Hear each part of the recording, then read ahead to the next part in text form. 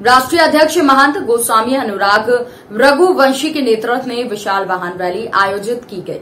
इस रैली में राष्ट्रीय अध्यक्ष महंत गोस्वामी अनुराग रघुवंशी, राष्ट्रीय महासचिव खुशबू सिंह, चरणजीत सिंह कालरा, उल्लास वैद्य, पूर्व सभापति सोनू गहलोत, कृष्ण मुरारी चतुर्वेदी, बादल गोस्वामी, गौरक्षा प्रकोष्ठ प्रभारी मध्य प्रदेश राजेश पांचाल, गौरक्षा प्रकोष्ठ प्रदेश अध्यक्ष उमेश पांचाल, इंदौर से हिमराज ठेकेदार, प्रदेश अध्यक्ष अशोक पांचाल, शाजापुर विनोद राणा, साध्वी हेमानाथ महंत, श्रीराज गोस्वामी, कविता मालवीय, अरुण पांचाल, उज्जैन युवा मंच अध्यक्ष विशाल पांचाल, कमलेश पांचाल, योगेश पांचाल आदि उपस्थित थे। राष्ट्रीय युवा हिंदू वाहिनी के राष्ट्रीय अध्यक्ष ने नवग्रह शनिदेव का अभिषेक किया और वाहन रैली इंदौर रोड पर स्थित नवग्रह शनि मंदिर त्रिवेणी से नानाखेड़ा होते हुए शांति पैलेस चौराहा पर होकर कार्यक्रम स्थल इंपीरियल होटल पहुंची। वहां पर राष्ट्रीय अध्यक्ष के साथ सभी अतिथियों को मंच पर आमंत्रित कर कार्यक्रम की शुरुआत दीप प्रज्वलित कर आरंभ किया। सभी अतिथियों का माला पहनाकर व साफा बांधकर स्वागत किया गया। इसके बाद सभी अतिथियों ने उद्बोधन दिया। राष्ट्रीय अध्यक्ष ने कहा कि अब हिंदू राष्ट्र घोषित करवाएंगे। राष्ट्रीय हिंदू वाहिनी आज 29 में काम कर रही है और हमारे करोड़ों कार्यकर्ता हैं। राष्ट्रीय हिंदू वाहिनी का हर कार्यकर्ता पूरे भारत में कार्य कर रहा है। बताएं सर। आज राष्ट्रीय युवा हिंदू वाहिनी का प्रदेश संगठन का प्रोग्राम आज उज्जैन मध्य प्रदेश में आयोजित किया गया है। इस संगठन में हमारे राष्ट्रीय अध्यक्ष श्रीमान अनुराग जी रघुवंशी द्वारा उपस्थिति दर्ज की गई और युवाओं को संदेश दिया गया है। इस राष्ट्रीय हिंदू वाहिनी द्वारा प्रदेश में युवाओं को जागृत करना है। हिंदुत्व और हिंदुत्व के प्रति जो अधिकार है उन्हें दिलाया जाएगा और आने वाले समय में पीढ़ियों को किस ढंग से वर्क करना है। राष्ट्रीय हिंदू वाहिनी गौ सेवा गो प्रकोष्ठ में किस ढंग से की जाती है वो हमें मार्गदर्शित करना है। और आगे हमें श्रीमान रघुवंशी जी द्वारा जिस तरह से निर्देश किया जाएगा उस तरह से पूरे भारतवर्ष में कार्य किया जाएगा। मेरा नाम राजेश पांचाल है। मैं राष्ट्रीय युवा हिंदू वाहिनी का प्रदेश प्रभारी हूँ और प्रदेश प्रभारी होने के नाते सभी युवाओं से एक प्रण लेना चाहता हूँ कि पूरे राष्ट्र में गौ माता के साथ जो भी अत्याचार हो रहा है, जिसके सामने हो रहा है, जिस जगह हो रहा है, उनकी मदद करें और गौ रक्षा प्रकोष्ठ को आगे बढ़ाएं। जय हिंद, जय भारत, जय श्री राम, जय हर हर महादेव। बताएं सर, ये आपका राष्ट्रीय हिंदू वाहिनी का चलते आए, इसमें क्या है उद्देश्य? राष्ट्रीय युवा हिंदू वाहिनी इस संगठन माननीय योगी आदित्यनाथ जी की प्रेरणा से बना हुआ है। केंद्रीय रक्षा मंत्री श्री राजनाथ सिंह जी का आशीर्वाद है, लोकसभा अध्यक्ष का आशीर्वाद है और हम भी बड़े पद पर हैं। अब आज हिंदू वाहिनी सनातन धर्म के लिए, सनातनियों के लिए, हिंदू के लिए, हिंदुस्तान के लिए और हिंदुस्तानियों के लिए काम कर रहे हैं। हिंदुस्तानी पे ध्यान दीजिए। हिंदुस्तानी हर वो व्यक्ति हो सकता है, चाहे मुस्लिम हो, सिख हो, ईसाई हो, कोई फर्क नहीं पड़ता, लेकिन वो देशभक्त हो, अपने देश के प्रति समर्पित हो, हिंदुस्तानी उसको कहा जाता है। तो हिंदू वाहिनी बांटने का काम नहीं करती है, हिंदू वाहिनी जोड़ने का काम करती है। मेरे इस संगठन में रिकॉर्ड बना कि अल्पसंख्यक मुस्लिम समाज के लोग गौ पालन कर रहे हैं। क्या गलत करा है मैंने? जय श्री राम बोलते हैं, वो मानते हैं अपने लोगों को, वो दो समर्पित बना रहे हैं, क्योंकि वो लोग सनातन को सब मानते हैं। और हिंदू वाहिनी का लक्ष्य है बेटियों को अधिकार दिलाना, गौ माता राष्ट्रीय माता, देश में प्रेम भाव बढ़ाना। दूसरा जो है गौ माता सुरक्षित हो, बेटियां सुरक्षित हो, गीताराम के छंद शामिल हो पाठ्यक्रम के अंदर, बेटियों को होम साइंस या सेल्फ डिफेंस की ट्रेनिंग मिले, उनको संतों को मान सम्मान मिले, उनको संतों को सुरक्षा मिले, उनको लोकतंत्र सैनिक पेंशन मिले, मठ मंदिर निर्माण मरम्मत मुफ्त हो, गीतारामायण की उनके प्रचार प्रसार मुफ्त कराए जाए सरकार से। समझे? ये बड़ी आवश्यक चीजें हैं और इसी से आपका देश बदलेगा। और देखिए, मोदी जी को देश की रक्षा करने दीजिए, देश के अंदर काम लोग देखिए, हम सक्षम हैं। उनको नहीं कहना है हिंदू वाहिनी इस काम करके देंगे, आपको इतना पावर है हमारे पास। आपकी अभी इसमें युवा पीढ़ी में कितने लोग इकट्ठे हैं यहाँ पे? 29 राज्य, करोड़ से ऊपर करता है। आगे आपका क्या लक्ष्य रहेगा इसके ऊपर? 50 करोड़ कम से कम RSS की तरफ। जो हमारे से नहीं करेगी ना, वो हिंदू वाहिनी करेगी। यानी कि ऐसी सरकार नहीं आने दूंगा मैं जो देश को लूटेगी। इतना बड़ा प्रोग्राम हम बनाएंगे कि हम चाहे अलग लड़ें से साथ लड़ें, हम भाजपा को लेकर आएंगे और मोदी जी फिर लेकर आएंगे, चाहे कैसे भी करना पड़ेगा। निस्वार्थ है और ईमानदार आदमी और ईमानदारी से कोई पंगा लेगा तो हुलिया बिगाड़ देता है। ईमानदार छेड़ नहीं करनी चाहिए ना। और हिंदू वाहिनी का हर कार्यकर्ता ईमानदार है, समर्पित है सनातन धर्म के लिए, उनको छेड़ा ना जाए, वरना छोड़ेंगे नहीं। जय हिंद, भारत माता की जय, वंदे मातरम। आपका नाम बता दो। महंत गोस्वामी अनुराग रघुवंशी। अखिल भारतीय टेपा सम्मेलन 1 अप्रैल 2022 में प्रसिद्ध हास्य अभिनेता सुनील पाल और प्रख्यात हास्य व्यंग्य कवि अपनी धूम मचाएंगे। उज्जैन में अंतर्राष्ट्रीय मूर्ख दिवस पर अपेक्षा को कालिदास अकादमी में 50वें अखिल भारतीय टेपा सम्मेलन का आयोजन किया जा रहा है, जिसमें प्रसिद्ध हास्य अभिनेता सुनील पाल आकर्षण का केंद्र होंगे और देश के प्रसिद्ध हास्य कवि काव्य सम्मेलन में अपनी रचनाओं से धूम मचाएंगे। अखिल भारतीय टेपा सम्मेलन के सचिव मनीष शर्मा और शिवा खत्री ने चर्चा के दौरान बताया कि टेपा सम्मेलन का ये स्वर्ण जयंती वर्ष है और 50 या टेपा सम्मेलन में स्वर्ण महोत्सव के रूप में आयोजित किया जा रहा है। टेपा सम्मेलन के मुख्य अतिथि कैबिनेट मंत्री डॉक्टर मोहन यादव होंगे और सांसद अनिल फिरोजिया, विधायक महेश परमार, जिलाधीश आशीष सिंह, पुलिस अधीक्षक सत्येंद्र कुमार शुक्ल, जिला कांग्रेस अध्यक्ष कमल पटेल, प्रसिद्ध चिकित्सक डॉक्टर कात्यायन मिश्रा, प्रसिद्ध समाज सेवी धर्मेंद्र गुप्ता आदि हैं। सम्मेलन की अध्यक्षता विधायक व पूर्व मंत्री सज्जन सिंह वर्मा करेंगे। 50वें टेपा सम्मेलन में राधा लाल अमरनाथ स्मृति हास्य व्यंग्य टेपा सम्मान प्रसिद्ध हास्य अभिनेता सुनील पाल को प्रदान किया जा रहा है। सूर्य नारायण व्यास स्मृति टेपा सम्मान प्रसिद्ध कवि पद्मश्री सुरेंद्र दुबे को, सांदीपनी न्यास टेपा सम्मान प्रख्यात कवि सुरेंद्र यादवेंद्र को, रंगकर्मी भगवती शर्मा स्मृति टेपा सम्मान प्रसिद्ध कवियत्री प्रिया खुशबू टेपा कला संकेत सम्मान प्रसिद्ध शिल्पकार चित्रकार देवीलाल पाटीदार को, पत्रकार मानसिंह बेस स्मृति टेपा सम्मान पत्रकार प्रदीप मालवीय को, एडवोकेट ज्ञान स्वरूप श्रीवास्तव स्मृति टेपा सम्मान पत्रकार प्रकाश त्रिवेदी को, स्वर्गीय कन्हैयालाल भूतड़ा स्मृति टेपा सम्मान छायाकार श्री प्रकाश प्रजापत को प्रदान किया जा रहा है। पत्रकार सत्यनारायण गोयल स्मृति टेपा सम्मान पत्रकार सिंह राम सिंह चौहान को टेपा मंच से प्रदान किया जाएगा और किशन लाल जायसवाल टेपा सम्मान कवि अतुल ज्वाला को और स्वर्गीय रणछोड़ सिंह आंजना स्मृति टेपा सम्मान कवि आशीष आदित्य को प्रदान किया जाएगा। टेपा सम्मेलन में गणेश चिंतामण शास्त्री पंडा नाहरवाला स्मृति टेपा सम्मान भी प्रदान किया जाएगा।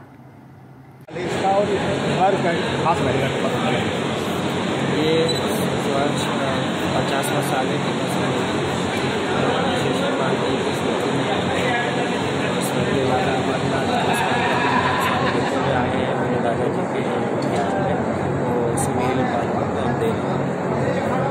इसके अलावा उज्जैन में और क्या खास रहेगा थोड़ा उसको मॉडर्नाइज करने की, जैसा मनीष भाई ने अभी बताया, उसको मॉडर्नाइज करने का प्रयत्न है सर। देखते हैं कैसा लगता है टेपा। वैसे तो परंपरा भी रहता है टेपा का। टेपा अपने आप में खास है, 2 वर्ष के अंतराल के बाद आयोजित हो रहा है। ये अपने आप में खास है।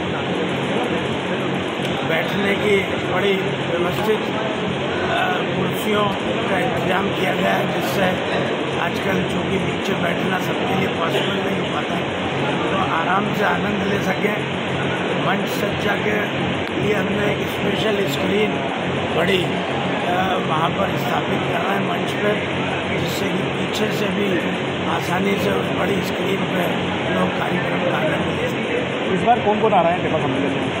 टेपा सम्मेलन के मुख्य आकर्षण के रूप में सुनील पाल जी पधारेंगे कल, और साथ में बाहर से कुछ सुरेंद्र दुबे जी, सुरेंद्र यादव जैसे 6 कवि शिरकत करेंगे। स्थानीय रूप से माननीय कलेक्टर और माननीय एसपी साहब को भी आमंत्रित किया गया है। सज्जन वर्मा जी हमारे संरक्षक भी हैं, वे कार्यक्रम के अध्यक्षता करेंगे और मोहन यादव जी उच्च शिक्षा मंत्री कार्यक्रम के मुख्य अतिथि रहेंगे। पहली बार शिव शर्मा के टेपा सम्मेलन आयोजित किया, तो उनकी कमी को किस तरह पूरा किया जाए? देखिए, मैं तो ये मानता हूँ कि मैं आज तक कभी टेपा के मंच पर रही नहीं। मैंने तो हमेशा से इस आयोजन के नीचे की व्यवस्था को ही संभाला है। जाजम बिछाना, मंच सज्जा कराना, यही मेरा दायित्व था और आज भी वही है। दिनेश दिग्गज जी, अशोक भाटी जी और हरीश कुमार सिंह जी का ये दायित्व है कि वो किस तरीके से मंच पर पिताजी की कमी को पूरा करते हैं, ये सब कल देखने हैं। सहायक निर्वाचन अधिकारी आशीष तिवारी को हटाए जाने और हाईकोर्ट के आदेश का परिपालन नहीं करने को लेकर वरिष्ठ अभिभाषक अतुल रैना और आशीष तिवारी ने प्रेस क्लब व चुनाव प्रक्रिया और निष्पक्षता पर सवाल खड़े किए।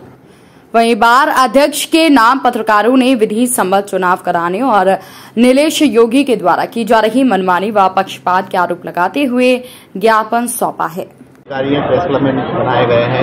अभी जो पत्रकारों की समस्याओं को लेकर पत्रकार लगातार वहां पर आंदोलन कर रहे हैं और आप लोगों से मिलकर आपत्तियां भी उन्होंने दर्ज कराई है। सभी आपत्तियां जो है रद्दी के टोकरे में डाल दी गई है। तो आपको लग रहा है कि जो चुनाव अधिकारी है आपको इस तरह से रद्द करना चाहिए, या फिर जो मुख्य चुनाव अधिकारी है वो हमारी आपत्तियां नहीं ले रहे हैं, जो हाईकोर्ट का आदेश है उसका पालन नहीं करवा रहे हैं, संबंध में आप क्या कहें? देखिए, पहली चीज़ मैं क्लियर कर दूं कि हमें एक जो पत्र दिया गया था कि चुनाव के सहायक चुनाव अधिकारी के लिए हमें पद पर नियुक्त किया गया था। फिर बाद में उनका ये कहना था कि मुख्य चुनाव अधिकारी नियुक्त करेंगे कि ये कौन चुनाव उनकी पैनल को वो बनाएंगे। तो उस चीज़ को लेके कुछ ऐसा मतलब है ना मिसअंडरस्टैंडिंग्स डेवलप हो रही थी। तो हम उस आप संस्था में नहीं हैं और ना ही हमें उनसे कोई लेना देना है, क्योंकि जहाँ नियुक्त करने के बाद में उस नियुक्ति की वैल्यू नहीं है और वो फिर बाद में कोई तीसरा व्यक्ति नियुक्त करेगा तो वहाँ तो मतलब अपना स्वाभिमान को ठेस पहुँचाना है। तो मैं उसमें किसी प्रकार की कोई पद पे नहीं हूँ मैं, और मेरे को जो पद आवंटित किया गया था उसकी कोई वैल्यू भी नहीं है। अब दूसरी बात जो है कि आप बता रहे हैं कि किसी प्रकार की कोई आपत्ति आई है, तो किसी भी व्यक्ति को कोई अगर किसी इलेक्शन में या किसी कोई जिम्मेदारी को सौंपी जाती है, उसमें पद पे नियुक्त किया जाता है, तो हर प्रकार की वो आपत्ति और समस्याओं के संबंध में, जानकारी के संबंध में इनवाइट करते हैं। खुद ही उन्होंने लिखा है कि आप लाइए अपना कोई डिस्प्यूट हो। तो अगर ऐसा है, उन्होंने खुद कहा है, तो अगर कोई व्यक्ति उनको आपत्ति देता तो आपत्ति लेना चाहिए, है ना, और उसका समाधान भी करना चाहिए। जैसा भी यथोचित जो समाधान हो सकता है बेस्ट पॉसिबल वो उनको करना चाहिए और वैधानिक रूप से करना चाहिए। इसके बाद में आपका कहना है कि आदेश के संबंध में, तो माननीय उच्च न्यायालय का जो आदेश होता है वो सर्वोपरि होता है ना। अगर उसमें अगर कोई आदेश दिया गया तो उसका अवहेलना तो कर ही नहीं जा सकती। सबसे पहले तो उस आदेश को स्वीकार करना पड़ता है और उसको पढ़ के आपको जो उचित लगे, आप जैसा उनको कोई अच्छा लगता है तो अपना रिप्लाई आपको फाइल करें और उसमें अपना अभिमत रखें।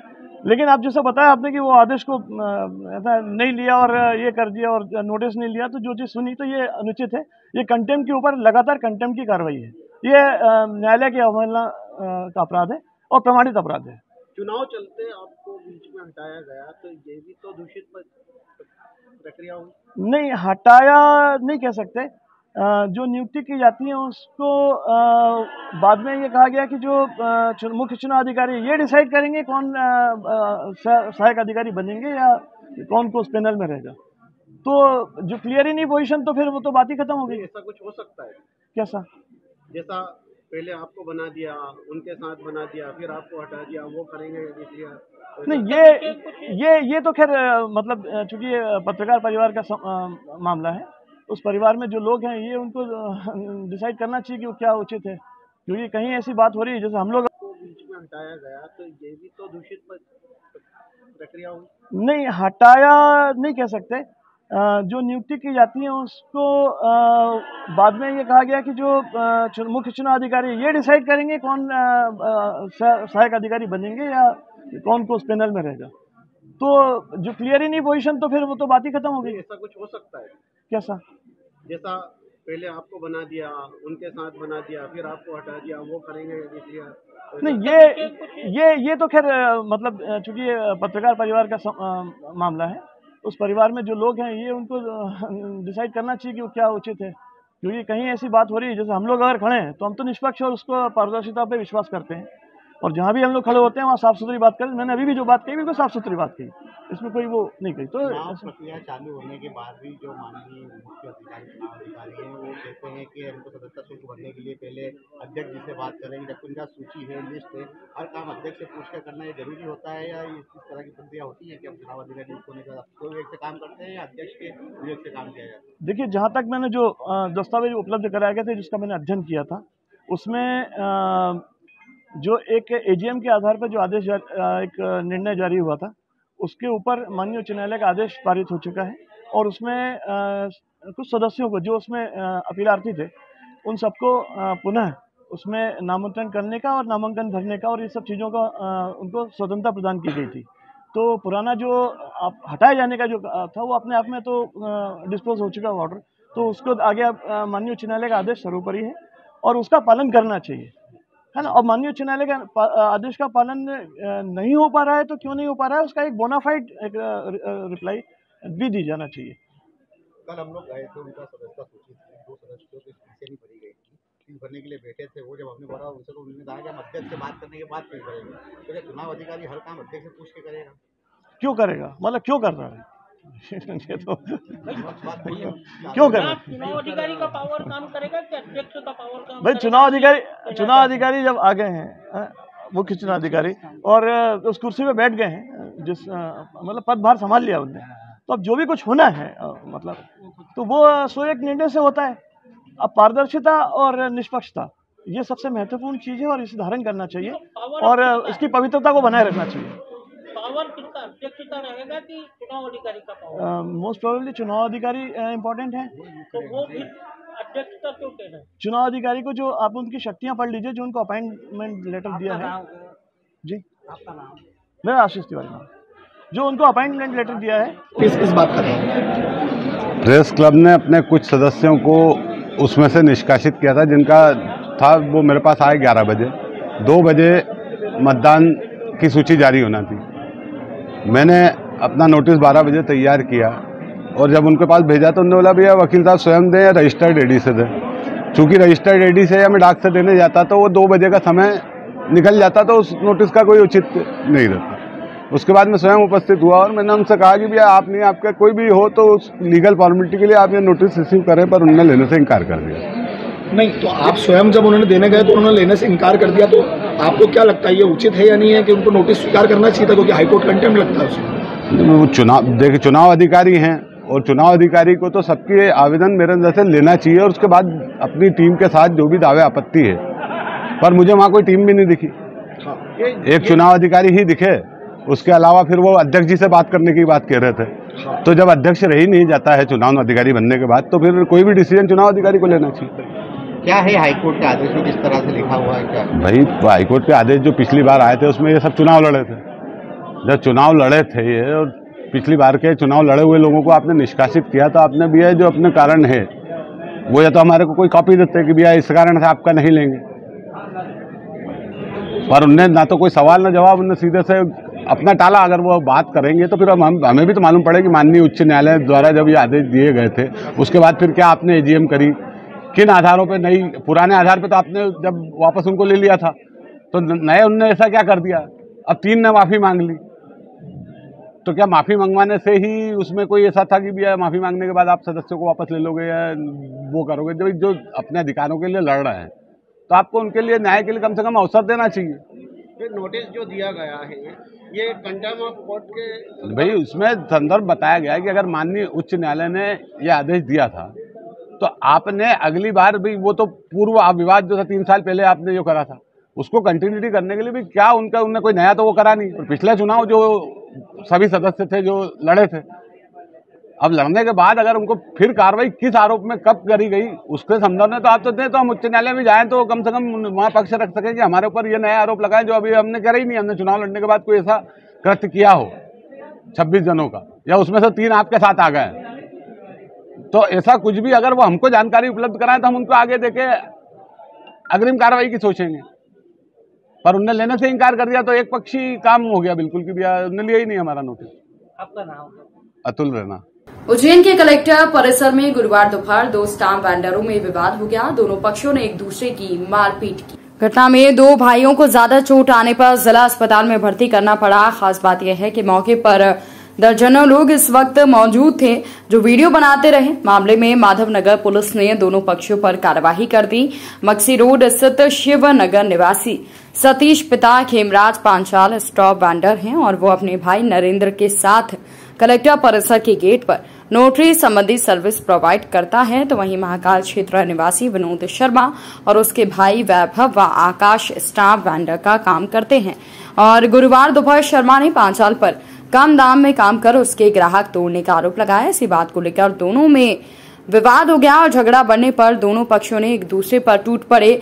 लात घूंसे चलाने के साथ ही टेबल कुर्सी का हथियार के रूप में इस्तेमाल किया। नतीजतन सतीश को आंख और नरेंद्र को सर में चोट आ गई। दोनों को जिला अस्पताल भर्ती कराना पड़ा। दूसरे पक्ष से भी 3 भाइयों को चोट आई है। मारपीट है, कहाँ पर हुई और किस प्रकार से क्या हो रहा है? मैं कोटी गेट पर बैठ के स्टाम्प बेचने का काम करता हूँ और